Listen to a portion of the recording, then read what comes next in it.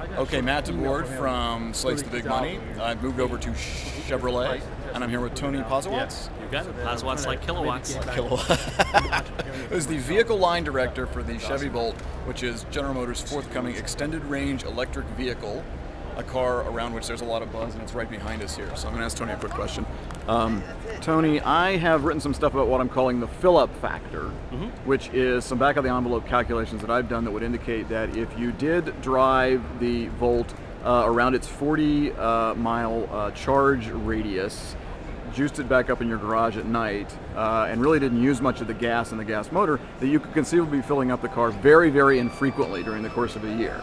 I asked you this question a little bit beforehand, before we started the tape, and you suggested that might not be completely accurate. It depends a little bit on how the potential customer drives the car. So maybe you could speak to that a little bit. Absolutely.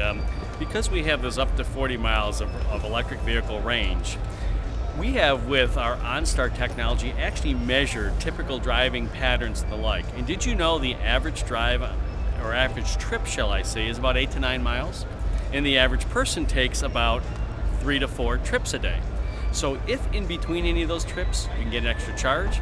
And oh, by the way, on a 240 volt, 15 amp circuit charge, like your dryer, the Volt can fully charge from customer empty in 2.5 hours. Okay.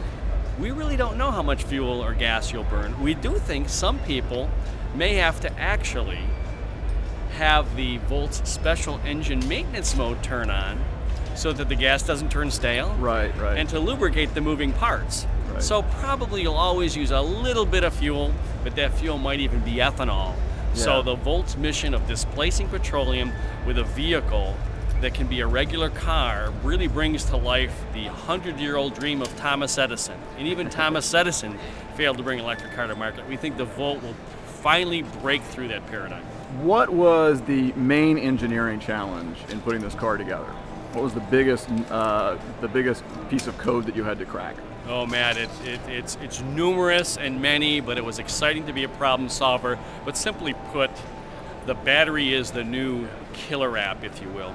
Taking battery technology, the small format lithium-ion cells that we're familiar with in power tools, in laptops, and in devices, and making those automotive grade, making them large format, scaling them up, having them work together in tandem. So now I may have close to 300 cells required to help power the Volt, provide energy for the Volt, and making that work in an environment, an automotive environment that is harsh.